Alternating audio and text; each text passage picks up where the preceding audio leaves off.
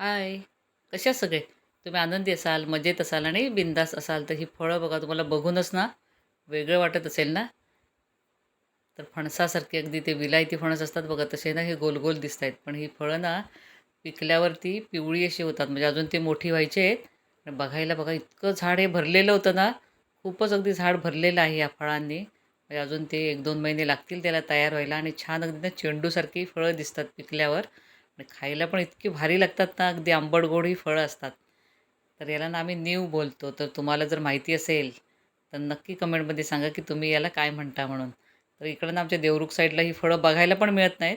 पण माहेरी ना माझ्या लांज्यात ही खूप अशी याची झाडं आहेत आणि आम्ही अगदी ना लहानपणी ही फळं अगदी गोळा करायचो आणि खायचो. मग आता ते आठवलं, पण ती पिकली नव्हती म्हणून खायला मिळालं नाही. पण बघा किती छान वाटतंय ना अगदी. Thank bye bye.